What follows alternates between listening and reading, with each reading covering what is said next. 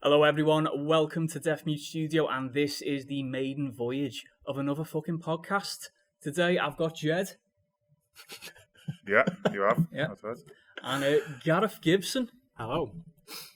So, gents. Yeah. Thank you for coming. Thanks for inviting us in this very excessively big room. Mate, it's a big one, innit? No one's ever said that to me ever. So yeah, for the first episode of another fucking podcast, which I'll be trying to say quite a lot. Get the name in there as much as you can. I'm quite taken with the name. Yeah. I like the last. There was like the last minute name change as well. Yeah, Because you were. yeah, it was originally for fuck's sake. I liked that name. I'm happy with either though. I'm not going to kick off just yet about the name change. I appreciate that. I'll do that in private. You can scream it into my ass.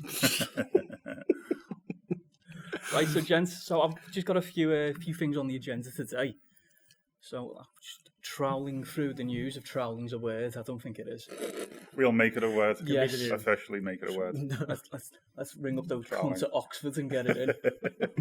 So first on the agenda is the Joker film. At first it was receiving very glowing reviews, as if it was the best thing since sliced bread, and now that it's played at I think it was the Toronto Film Festival, it's getting mixed reviews now. I mean, it's looking to be a very decisive film, which I think's rather exciting. I think that makes it even more exciting to watch, because I think all the glowing reviews was just I think it was just going to raise everyone's expectations a bit too much. But I've not actually read any of the good or the bad reviews, to be honest, apart from like the gist of them. So no, I've stayed the same with films these days. I'll just read the liner notes, just get the gist, see the star rating, and just not go anywhere near them until I've actually seen the film itself. Yeah. Don't you think it's strange that they brought the reviews out so early? The glowing reviews, but I don't know what. Yeah, it does seem like a bit of a marketing ploy. But one thing I did notice is with Rotten Tomatoes kicking in again. Rotten Tomatoes and the DC fan base do not have a very good relationship. Oh, really? Okay. So a lot of you'll notice, like with Batman vs Superman, Dawn of Justice, there was a lot of DC fans saying it wasn't actually that bad. Rotten Tomatoes, then there was a bit of a feud between them and Rotten Tomatoes, particularly with their history. Well, DC's history of releasing shy films, and fans claiming that it's not that bad, and you're damaging the DC EU, is it called? And they think it's some sort of conspiracy, a Marvel conspiracy. The thing is, though, is you not just films, but everything in general. You trust in people's opinions, and everybody's gonna have different opinions, and comic book films in general are just they're either the most overly hyped things you'll ever see, or quite under the radar, very very good. So yeah, I mean, I've actually read reviews from both, glowing reviews and some really bad reviews. It hasn't put me off seeing it. I want to make my own opinion. I can't trust anybody's opinion over anybody else's. You've got to see it to believe it, so to speak. And I'm looking forward to. I am. I heard somewhere. I didn't hear myself or read the interview myself, but Todd Haynes, the director. Is it Todd Haynes? Todd Phillips. Todd Phillips, thank you. Todd Phillips. Hangover guy, isn't it? Yeah. He came out and said, basically, we can't compete with Marvel. So we've got to do what Marvel can't do. And that's strip it down and do like a raw film. Like as you can see from the trailer, it's very Taxi Driver / King of Comedy. They're two films you wouldn't associate with Marvel whatsoever. Or any comic book film for that matter. I think it's great that if the whole DC Warner Brothers are going to focus their film content like Joker now, I think that's exciting, and just do solo projects instead of trying to beat Marvel at their own game. And as well, I think the thing that's more appealing about it for me is that it just doesn't seem like it's going to be set up for a universe or a sequel or anything like that. It just seems like it's its own story. And to be honest, I keep sort of putting in the back of my mind that it's actually a story about the Joker and it's a comic book film in itself. It just looks like a great film about someone going mental, really. Yeah, it does. And that's kind of what's really appealing about it. I think the Joker stuff, I don't think he's actually going to be the Joker in it as much as everyone thinks. That's just maybe that's what people don't like about it. Maybe that's what some people do like about it. And that's why it's dividing people. No, I think it fits well with, because there is cinematic universe fatigue. Yeah, going about. Absolutely. And for me personally, I'm fed up of Easter eggs and extra end of credit scenes, and Samuel L. Jackson. I just want a standalone film that you can enjoy and not have to think the future about. You just enjoy it for its merits as a film and not what it can possibly be. Yeah, that is basically a layup for another sequel or an Avengers film, or a one-off character study.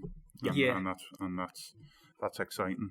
And you've picked arguably the greatest comic book villain of all time to do it. So it's a very good place to start, really. And as you say, no, how does this tie into Aquaman's sister story or that whole my views on Marvel. Yes. People listen to this won't know my views on Marvel. I don't like it, is the long and short of it. But yeah, these one-off character studies, which I think if this goes down well, and by well I mean makes money, they'll go ahead and make plenty more of. I think at the point of that now, it'd be impossible for it not to make money. For the reviews so far, the majority of them being extremely positive. The Oscar buzz round Joaquin Phoenix. And by the way, he looks incredible. He does. He looks great. I think if there's anyone that could go ahead of Heath Ledger, it would be him. I was thinking about the actors who have already played the Joker so far, and they always seem to pick these like really intense people. Obviously, the character's quite intense, but I don't know what you thought about Jared Leto in Suicide Squad. I really liked his interpretation. I thought Heath Ledger in my view perfected it. So what's the point in copying him? Suicide Squad was a very bubblegum sort of film anyway. So making him putting a different spin. I really enjoyed him, but he's also intense, isn't he? But everybody who's played him has been really, really, really intense. Maybe possibly apart from Cesar Romero as the original camp Joker, but he might have been intense. I don't know. I didn't know him. Well, I always felt a sense of intensity when I was watching that TV show. Yeah, but that was mainly when Catwoman walked on. Yeah. I enjoyed his version of the Joker. I think it was just in a really sloppily made film, and he was kind of like and he was kind of like an afterthought. It was some parts of it. He was very like a hot topic version of the Joker. I don't like. It was just kind of a little bit too glamorous for me, but I did actually like the way he portrayed it. But it seemed like that they had like a story for him in it, and then they just jibbed that story off completely and just kind of reduced him to like sort of flashback clips. So, but I can kind of understand why people didn't like it either. You see, in a strange, I respected what he was trying to do. Yeah. But the performance itself, it was just, it seemed like he was trying too hard. I mean, if you were to sit, I agree. If you were to ask me to sit down and watch that film again, my response would be, I'd rather shit in my hands and clap. But if somebody sat you down and said, watch Charlie's Angels Full Throttle again, you do that of free will, is that right?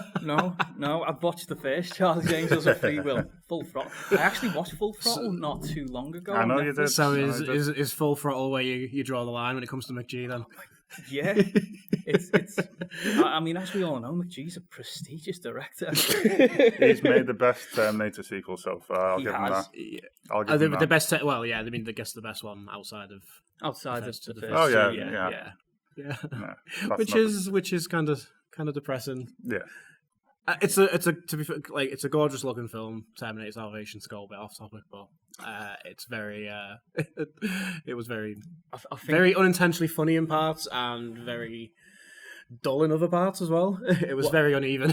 What we're going to have to do is just sort out a whole podcast just to discuss Terminator Salvation.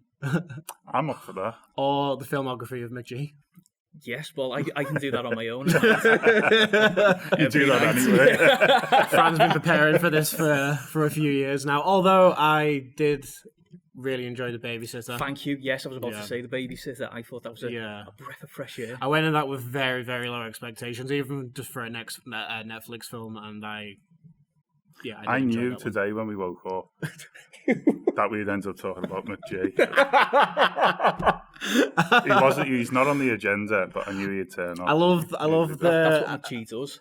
I think we need to get a time graph how we've got from the new Joker right to McGee in what, like 10 minutes? We've got to make a full-on documentary of like where does McGee start and end. But getting back to the Joker, trying to reel it back in. One of my main worries about that. I mean, I am excited. I'm really, really excited for it. One of my main worries about it, especially from the extended trailer, if that's what it was, which I thought was quite unnecessary. Yeah, it was unnecessary. One of my worries now is, are they going to make this a bit? It's all down to the environment that he's growing up in, and the way the world is now. And I know you've got to make things parallel to the times that you're living in, and it is a scary world, and it's getting worse, and it's getting scarier. But I'm really, really concerned that they're going to make it. Oh, look, this man is a product of the environment that he's in, and it's not his fault. It's the world. It's society breaking down around, and that's going to make him this lunatic. Which a bit of that is completely fine because that does happen to people. But people don't also start dressing up as clowns and committing what I presume are going to be crimes a lot. And there's, to take a darker tone, there's people who, for instance, shoot up schools or shoot up shopping malls or wherever. Of course, the environment affects them a lot, and what they're fed and what they see and how they're treated, will push them towards that.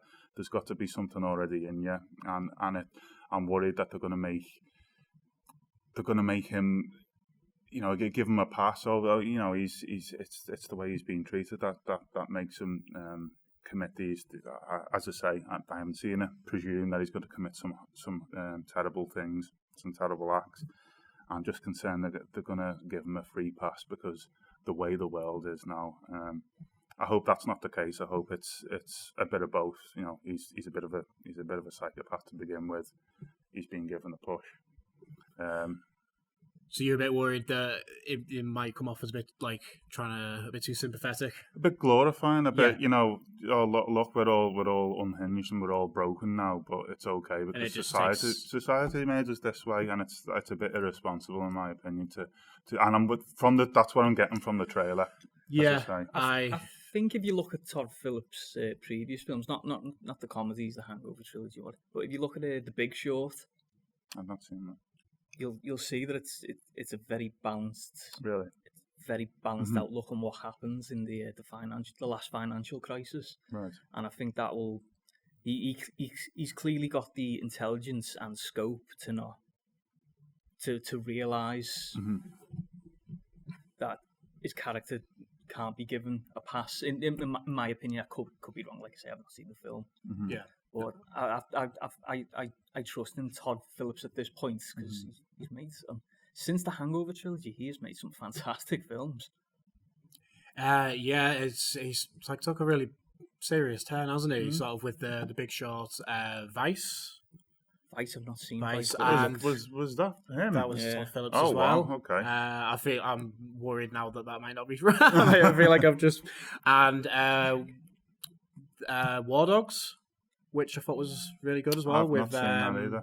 No, with Jonah Hill. And, I really shouldn't be on this podcast, but I've not seen anything. So that's put out there. I think that was like the first one he did when I was like, oh, that's the Hangover guy. That's kind of even though it's pretty comedic, War Dogs, it's got some comedic bits in it. It's got Jonah Hill kind of just doing his ad-libbed kind of, even when he's being dramatic. But yeah, seems to have taken he's come a long way from doing camcorder G.G. Allen music documentaries. Is that what he was doing? Yeah, he did. He did that. I remember seeing a G.G. Allen like documentary about him where there was like a concert scene where he had a shit in his hand and smeared it all over his face, which is what you do.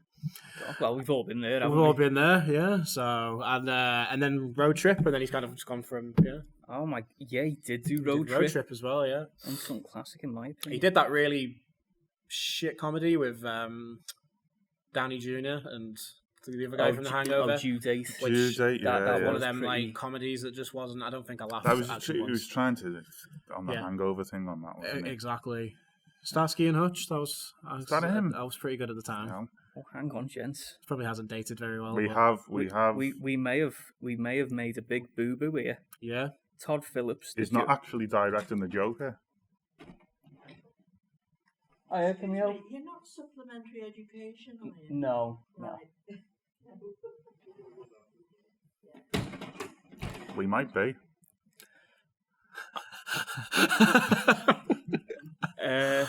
I'm glad that they I'm actually sure- came in to ask because they've just been stood there for like 10 minutes. and it's I'm been trying really so hard to come up with a joke for that.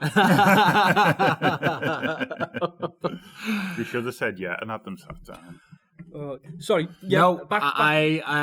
no. Todd Phillips. I've got I'm thinking of Schoolboy Error. Adam McKay, Yes. who did Vice and The Big Short. Yes. So But, that's with him that's being quite a a few of my points out the window. What a fucking amateur. Todd Phillips with War Dogs. That was yeah. Yes. We can edit that bit out. Yes. The bits that make us He look won't incompetent. edit it out. The bits that no, make I us look won't. incompetent. We can. Oh no, I'm keeping that in. Oh my god, I've been saying Todd Phillips has been directing The Big Short for ages now. No one's corrected me. Nobody's corrected you. Nobody will. Nobody else We're knows. too So embarrassed. hang on. Well, it's because So, it's a comedy actor. I'm sorry, I need to see this with my own eyes. Big Short. Yeah. Adam McKay. Adam McKay. I've been getting Adam McKay and Todd Phillips confused for so long. Well, they both came from comedies. but- I take it back. The Joker's going to be shit. Take it all back. Has anybody seen The Hangover 3? That's the same thing we're getting. Yeah, he directed the 2 sequels as well, man. That's rough. That third one especially. I didn't even Oh my get to God. watching that one. I watched it on a plane with the sound off and You got the gist. yeah, I got the gist. Gents, I'm so embarrassed that I think I need to move on to the next point to try and get over it. I think we stay on this point and have you God, talk about Adam McKay now instead. I've made a tit of myself on my own podcast. How did I Again, not see this coming? when I woke up, I thought 2 things are going to happen today. We're going to start talking about McG, and you're going to make a tit of yourself in whose your own podcast. whose filmography we don't get wrong, by the way. Yeah, and we never would. We are McG loyalists. Right, so the next point on the agenda, which I hopefully won't fuck up, is Game of Thrones is getting a prequel series. Surprise, surprise. Now, Jed, I know you've watched all of Game of Thrones. Gib, you're not so much. I think I got to about season 6, maybe 7. I've lost. I think track. you bailed out at the right time, mate. Because I think Game of Thrones went drastically downhill from, I'm going to say, season 4. Yeah, that far back. That far back. Yeah. Okay. I can't agree with that. I was invested until the last series, really, and until it started to go a bit. You know what? I don't mind the ending. I just thought it was in the wrong order. That's what I'll say about Game of Thrones. And I was thinking about from a writing point of view. I was thinking, okay, you got to cut them a bit of slack. Arguably the biggest TV show of all time. They've got so many people watching it, so many people with expectations of how it's going to end. I mean, how much pressure you've got to have on you to finish that up the way everybody wants it. Especially seeing as it surpassed the book. It surpassed quite a the few book. seasons Yeah, prior. which people who read the books, it's past the books. Yeah, we know. How much pressure you got to have on you to finish that the way everybody wants it. I felt a bit sorry for them in a way. I mean, I can't do my own job. I can't answer the telephone or send a letter without getting something wrong. So finishing the biggest TV program of all time is quite a feat. And no, I don't think they got it right, but I'm not going to hold that against them, really. So do you think with the prequel series, I believe it's based on like 300 years prior on the Targaryens back in Valyrian. do you see this as maybe because D.B. Weiss and David Benioff, they're off doing Star Wars? Do you think this is Oh, going right. to be a fresh slate, a kind of, well, we can correct the mistakes of the past? I hope not. I hope they just. First of all, do you need a prequel series? I'm not that interested in a prequel series, but of course, most popular program of all time. Maybe they're not going to just leave it there, are they? I wouldn't hope that it feels too similar to Game of Thrones. I like to see. I don't mind that universe, if you want to call it, but do something different with it. We've had the politics. We've had everything we need from Game of Thrones. I don't know why you'd make something in the same vein. We've had all the tits and dragons that you could ever ask for, really. Yeah. So you'd maybe dragons with tits. now that's interesting. Maybe that's the way to go. It's certainly where I'd go anyway. There we go. I'm going to trademark that. I found it kind of ironic that they've sort of decided to go the prequel route to a program that they couldn't actually really finish, so they've decided to just kind of go back and then tell more kind of backstory, which I'm guessing would probably make it more. I mean, is it going to be based on like any sort of mythology or characters that we kind of know of, or is it going to be kind of a new story but just based on in that world? I've not read the books or any books whatsoever. But I believe that are there prequel books that I know there's little novellas out there. Yeah, they but probably base it on fan fiction that they can find on the internet. Yeah. Probably. I mean, Definitely have dragon tits in it. I mean, to be honest, I'll be honest, I'm past caring now. Game of Thrones is done. I think they should just leave it. I don't know how it ended though. I don't know how, but it's so funny with the last season, the way like for leading up to it, like every episode seemed like it was the best episode in the world, and you missed this and you missed that. But then when it ended, everyone was pissed off. You see, with the ending, I wasn't too bad myself because the season before that, it was really starting to show, like the flaws in it, and I thought, well, I just want to get it done at this point. Yeah. I'm sick of people talking about it, and then the final season started. You could see the flaws still there; it wasn't fixed. But I thought, again, I just want it over with. I'm just going to sit back, enjoy it for what it is. Yeah, I'm not going to criticise, and I, like you, Jed, I was fine with the ending. I was like, you know what?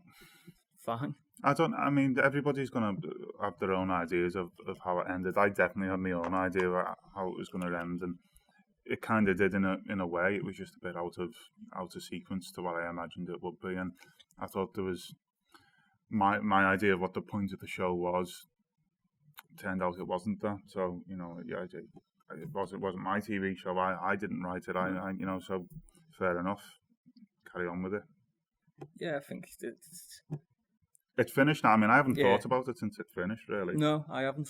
Which is a shame because, I was so invested in it, and then it ended the way it did. It's like, okay, well, I don't have to think about that anymore. Is there, watching it, was there ways you thought they maybe should have done this or should have done that, or do you just think it was just an impossible task? I thought the point of the show was, White Walker's death was coming for everybody. Yeah. And instead of living in harmony and peace and sharing everything and being united against this big terror that all the infighting and whatever, they ignored the real danger, and eventually that would come and wipe out everybody. Death comes for everybody, and we all infight with each other, and I thought that was the sort of the point of the show, that they'd win this war against the North would win against the South, and everybody, the big war would finish, and then death would come and finish them off as well, and that would be the point. The White Walkers. It was as much as I enjoyed that episode, really well made. I was invested. It was in the bigger picture such a letdown. Yeah, because it just relegated the White Walkers, which we've seen from the very first scene of season 1. As the all-coming threat of death, and then just to go, no, they've done that. Yeah, we shown us bits of the mythology of them, how they were created, how they leave signs and symbols around, and everybody's trying to work it out. And I'm not. I can live with a bit of ambiguity. I can live with. I mean, we don't need to explain everything, but to get rid of them in the way they did, it was so. All right, that's finished. And as I said, I enjoyed some of the scenes in the episodes after it, and Daenerys's eventual, a destiny of turning into a Mad Queen and burning. I enjoyed all that. I just thought maybe before, the White Walkers and all that. But as I say, I didn't write it, and I wouldn't have liked to have been in the position to please millions and millions of people. I can barely please myself. So. It was always going to be an uphill struggle, especially seeing as the had to stray so far away from the source material as there was none at that point. And you can't. It doesn't matter. You can't compete with the original writer and his world that he's created. You can't. No one can do a good job of that. It's impossible and a thankless task, which did happen. But on to more positive news, gents. Right. One of my favourite films of the 90s, late 90s. Charlie's Angels. Yes, but another one of my favourite films from The Fisher King. No, I've never seen it, despite owning 7 copies. That you've never taken out the wrapper. That I've never taken out the wrapper. But it's come out that Face Off is getting a reboot. Wow. Now, I was originally curious about this until reading an article where, I read the article and it says Face Off getting rebooted by the writer of 22 Jump Street. I enjoyed the 22 Jump Street films, and I thought, well, that's quite an interesting aspect. But as it goes on, you find out that the writer was responsible for the Cloverfield Paradox and the upcoming Sonic the Hedgehog film. Ooh. So can we expect like a sort of tie-in with the new Face Off with Sonic and the Cloverfield? That I would like to see. Someone trying to take Sonic's face off and transplanting blue hair all over, which from the first trailer of Sonic the Hedgehog is what they've done, so it could work. There you go. He's got a theme. He's got a set motif that he works. This writer's creating his own cinematic universe. I only want to watch this if they bring John Travolta back, but as the character as he is in the new film The Fanatic. Has anyone seen it? I am not going anywhere near it. I just want to see him. I want to see him as that character in other films. I'd like to see the new Face Off being done like a Gus Van Sant Psycho type remake, where they just bring everybody back. They're just older and even weirder looking now, and they just de-age them CGI. De-age them CGI. That would be wonderful. CGI. Shot for shot, score for score. CGI the love handles out. I wish that happened in real life. Yeah, I'd be very happy. But I'm really fascinated by it because it sounds like it's going to be a complete mess. I mean, don't get me wrong, the original it wasn't it wasn't perfection. It wasn't a masterpiece. It was stupid, full on John Woo action fun. It was very, very fun, and but yeah, a very, very dumb 90s action film. But that was the best era for them type of films. Yeah. I don't think that kind of worked now, so it'd be interesting, like the take that they would do for it. Like I think that's sort of very, I mean, unless you sort of count the Fast and the Furious type films, but I mean, do you think with the writer of 22 Jump Street, with the Jump Street films being a blatant satire on could be very action very on the nose, and do you think this could turn out to be an intelligent satire on the action genre as of now? No.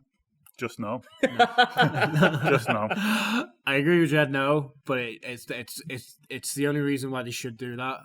If they were gonna, if that's the route that they should take. But I totally agree with Jed. I don't think they will. I think it's just gonna be. I think it's a missed opportunity if they don't take the piss out of the genre and out of the original itself. Yeah. I think it'd make it a much more interesting film. But if we're gonna be getting something like, I don't know, like any Liam Neeson action film, I'm just shaky cam, close up action where you can't see what's going on. I'll be pretty upset. Well, not so much because the original's still there that I love, but I'll be it will be a missed opportunity for Yeah. just to have a bit of fun with that property. And it's a fun idea. Like it's a fun idea for a dumb action film. It's an outrageous idea, and you can just like there's so many there's a lot of different takes you and a lot of different routes you could go down for it. So until you start seeing like the cast and the in clips and stuff, it's just going to be and tonally as well, whether it'll have a comedic or it'll be deadpan serious, which will probably still be quite funny in itself. To be honest, I don't think there are any actors out here now that can match the absolute batshit insanity of Travolta and Cage in the same film. That's why it has to be a remake. Overact each other. Yeah. It's just both having an absolute blast. Yeah. That's why we've got to bring them both back.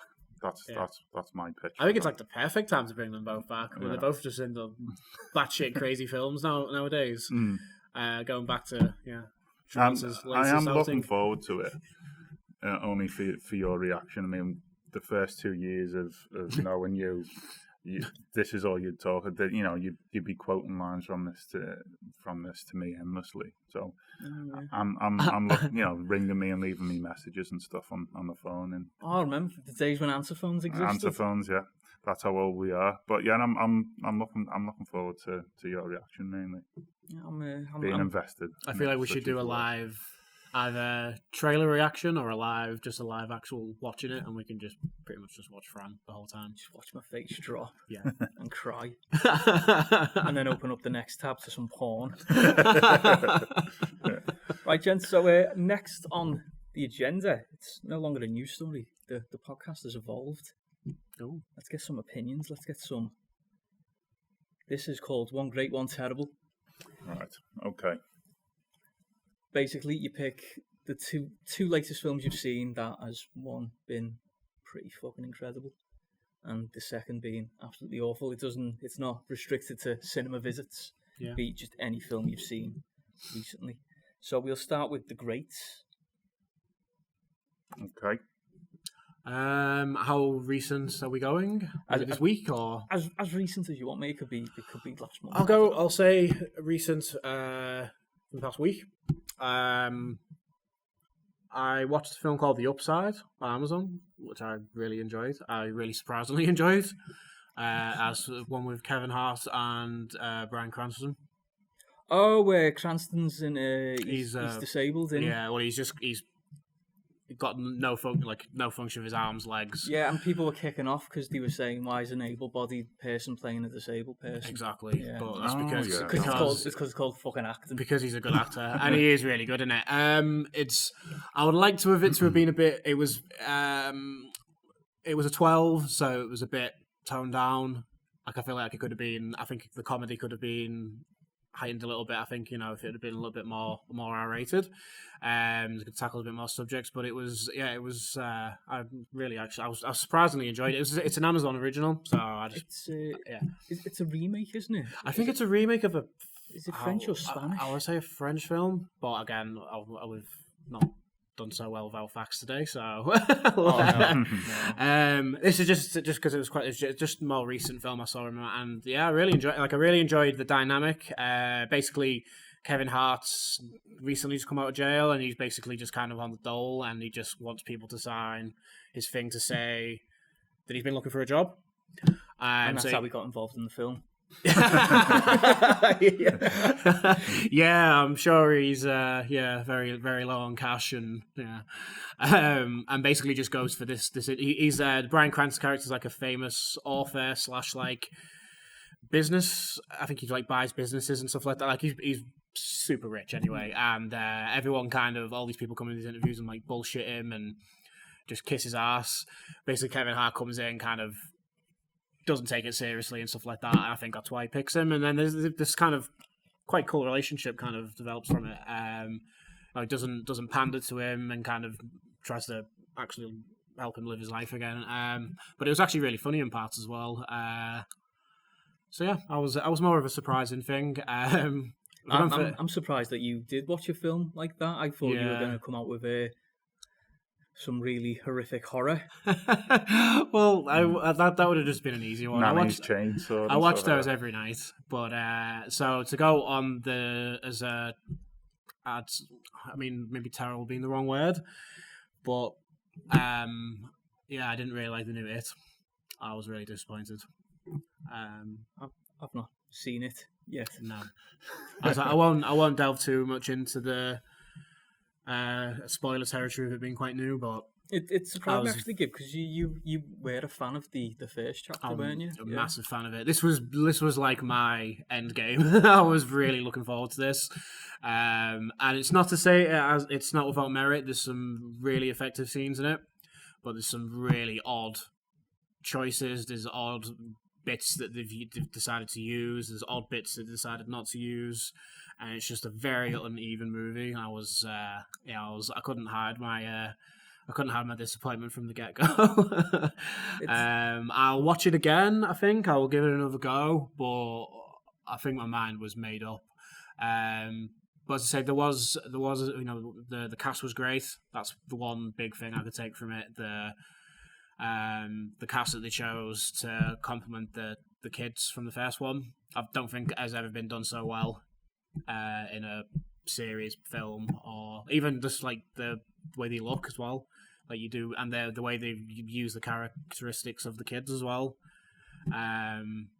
Yeah, you can't believe that they're actually like the same people. Apparently, they asked the kids who would they like to play them in the second chapter, Right. and they pretty much all picked who was The cast. same. Yeah, Oh wow, which was that's crazy because some of them aren't that. No, like, I think like the main like Jessica Chastain, James McAvoy. I think Bill Hader was mentioned. Bill Hader was really good in it as well. I've heard He's been lots getting a lot of good praise things, for it. It was a good choice. I think he had like the best kind of character arc as well of them, of the new versions of them. Yeah, I won't go if you've not seen it yourself. I'm not going to go too far into like spoiler territory. It was just I think I've seen both of them myself now, and I'm a massive fan of the Tim Curry one from 1990. So, and I think I've been thinking about it a bit, and I think I've been a bit too harsh on both the original remake from a few years ago, and I saw it too the other night. Yeah. I think I've been a bit too harsh in. I don't know. I think thinking back on the Tim Curry one, it's camp, isn't it? And it's over the top, really, and it's very, very TV movie, and that's what I like about it. Yeah. And watching these new ones have been, it's okay. I think I've been a bit too harsh. I think I was expecting something different. I don't know why. But they went. But I thought the second one was pretty much in line with the first one. Really? I've not read the book. All I've seen is the original Tim Curry one. I thought that the second one was pretty much in line with the first in terms of jumps and scares and all the rest of it. I agree. There was some effective scenes. Hopefully, not spoiling anything for anybody. The Hall of Mirrors thing. Both that unsettled me a bit, that bit. But overall, I think it's for a certain audience of a certain age mainly, and I thought it did its job. Well, I probably won't buy them. I probably won't watch them again unless they're on telly. It's really bad because it's like I've got the first one, but it's like I feel like so out of place just on its own if I don't buy the you've got to buy the second one. But if you don't like it. I might have to just like lock myself in a room and watch it like 40 times until I fucking like it. That's what I did with Charlie's Angels. But you like that straight from the get-go, so you just those other now you're in the pleasure zone. Yeah, those other 39 times were just for sheer pleasure. I love getting in that zone. There was just a lot of odd choices. There was an opening scene, again, I'm not going to go into detail of it, which was really, really effective. Mm-hmm. And it didn't have enough of that, and it should have. And it went on the route from like the middle of it, was just really unneeded. And we do get a lot of long films nowadays, but when they're good, it doesn't always... And when it works, it's never really an issue. But this did. This felt like a 3-hour movie. 3 hours is a bit excessive. So. Yeah, and not using that time was the biggest problem for me. I think, which it was just such a missed opportunity. It was. Yeah, I think you'll probably feel the same when you watch it. There'll be some bits where you're just going to go, why did they do that? And why is this? And I'm looking forward to seeing it because I did like the first one. I'd liked the Tim Curry like mini TV show. Yeah. But I'm not all that invested in it. Yeah. So I can just it'd be a relaxed watch. I'm not gonna care all that much as long as you get a few good scares and whatnot and some like great moments. I think I'd be quite happy with the end product. Yeah. As I say, I've not gone say too much in like for people who haven't seen it yet because I think it's one of those films where people are going to make their own mind up and I think people are going to take different things from it and expect different things. So it's all about expectation and what you were hoping for it. I mean, I think that's what helped me in the first one because when I watched it, everyone was absolutely slating it, saying it's not scary and anything like that. A lot of people with the open close brackets, SH and then IT. So I think that helped. I think people just really wanted to use that joke. I didn't even if they liked it. I think they just wanted to. I've got this singer. I'm going to put on. I'm going to put on Facebook later. Oh yeah, we all know someone like that. But as I said, it's not to say that's in the terrible. I just can't think of a really overly terrible film I've watched in the past couple of weeks. Even though I pretty much that's my pastime is watching terrible movies, but I don't think they're terrible. So that's fair enough. So Jed, you're probably asking the wrong person. I understand that this is a film related podcast, but I was thinking what have I watched recently, and all I came up with was reruns of ITV show The Chase. And showed about Russian history, documentaries about Russian history. So I can give you about 40 minutes on that if you want. But what have I seen recently? I saw It. I've already talked about that, but I didn't think that was either fantastic or terrible. And I'm really struggling to remember what I've seen. I go to the pictures quite a lot. As soon as I've watched it, it seems to disappear. Unless it was really good or really bad. I did go and see a documentary called Hail Satan a couple of weeks back. Comedy. You know what? Disney film? It might as well be. It was effective enough to make me turn towards Satanism. I now consider myself a Satanist. So it's. Well, it's Satanism, isn't it? What it says on the tin, is it? It's something completely different. Not this type of Satanism. It's very it's not so much based on the religion or sacrificing virgins or lambs at the altar and stuff like that. It's very much just a rejection of authority and God, and with the likes of Donald Trump and that, using God in the speeches and stuff and all the rest of it, and people banning abortions on religious grounds and stuff. It's a bit of a fuck you to all that. And yeah, it's playful. There's a scene in the film where the founder of the Westboro Baptist Church, his mother's grave, and they find out where she is, and the group go there, and they get gay people to kiss over the grave, and they say by doing that they turn his mother gay in heaven and stuff like that. So it's all very playful, and I don't know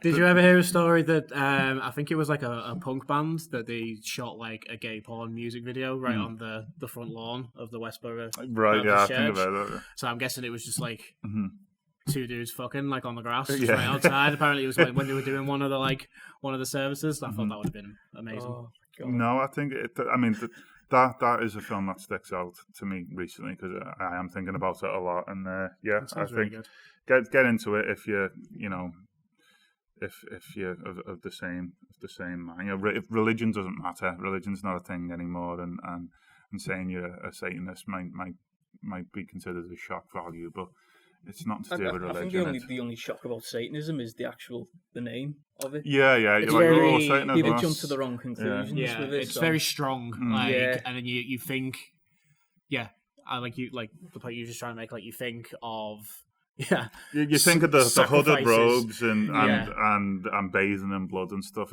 It's simply a rejection of people still trying to use religion to control you, really. And none of us around this table believe in God. No. So if he doesn't exist, then there isn't anything below us either. So you can pretend you worship a goat man all you want. It's just a rejection of authority in that way. That is a film that stuck out. That sounds really good. I want to check that out.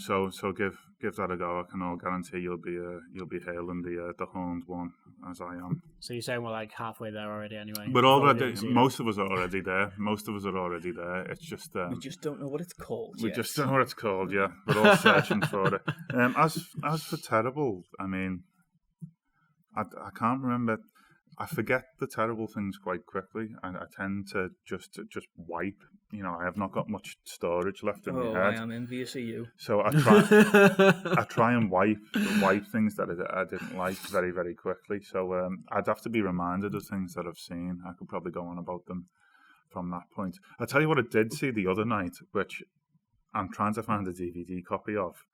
Mortal Kombat was on Channel 5 or 5 Spike, whatever it's called. It's a gloriously terrible film. I adored that film when I was a kid, and I just left it on the other night, and I found that I could still quote most of it.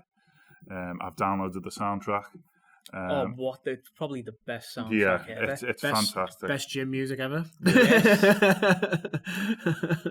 Best workout movie. But rewatching it now, you're like, oh my! As a kid, you invested, but oh my god, Christopher Lambert, oh my god! There's a very good there's a YouTube channel out there, and he does kind of backgrounds of how films were made, and he's done like a 45-minute version on Mortal Kombat. I was watching it the other day, and it is fascinating. Wow, it's really good. It's worth a shot. I'll send you the link. Please if you're do. interested.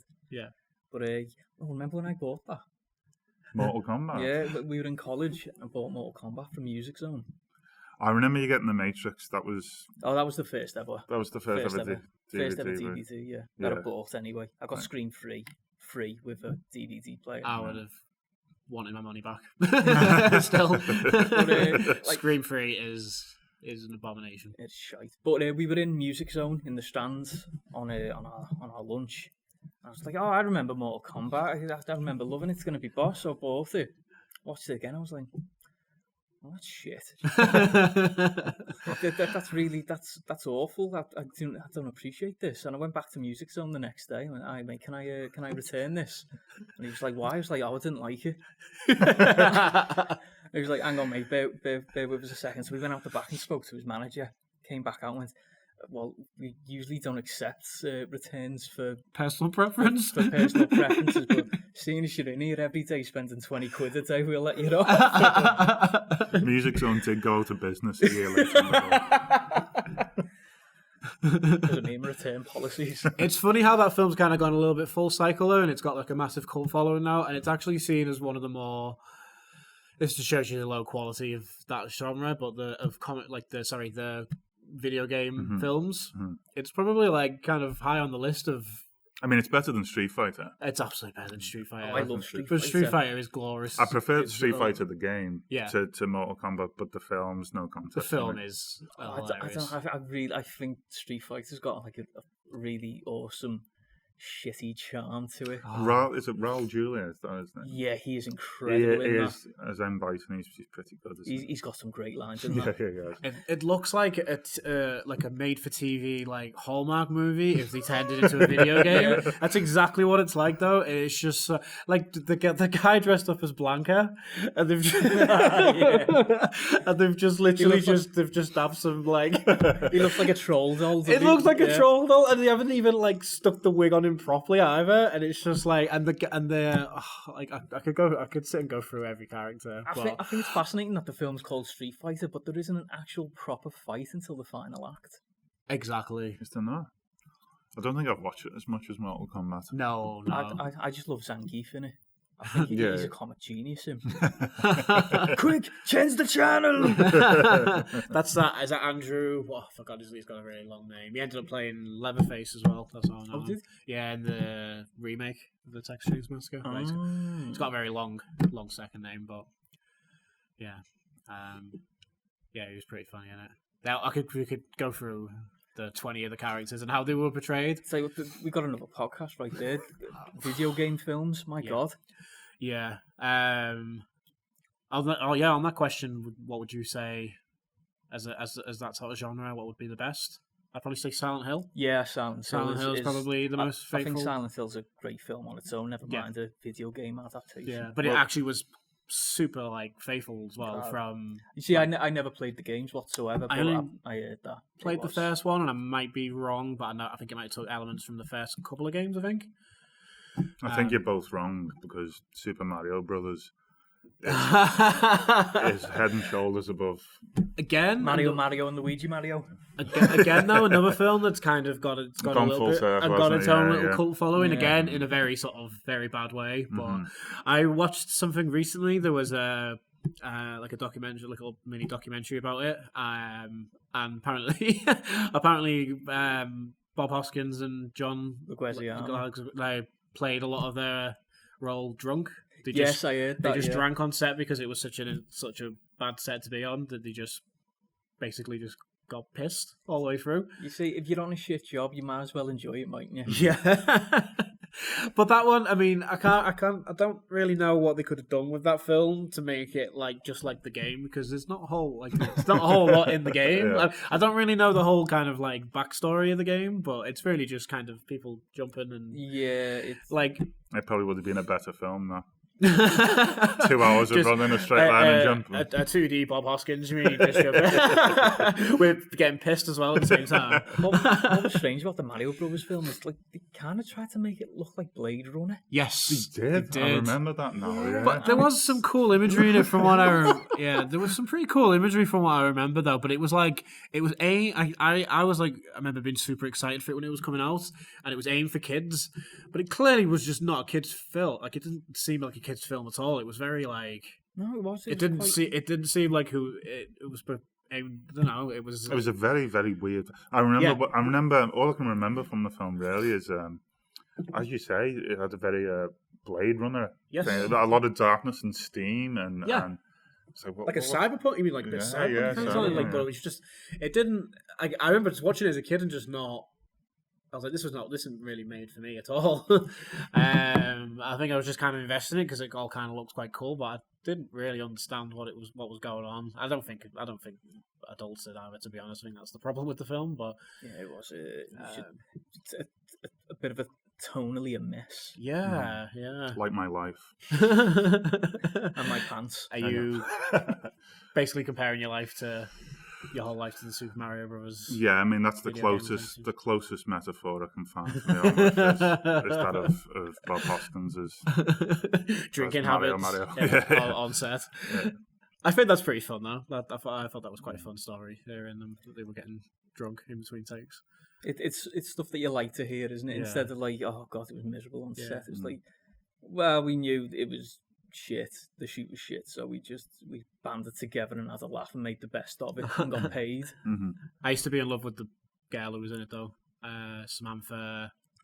I forgot her second name. She was in Pump Up the Volume as well. I don't think I've ever. Did she play Princess? Yes, yeah, of a very loose adaptation of the Princess. Yeah, I think they just put a dress on her at the end, and it was they'll figure it out. They'll know who she is. She's a girl. She's a girl. Everyone, these kids will put 2 and 2 together. These kids that never these played are smart kids. Yeah, that never played this game that was from the 80s.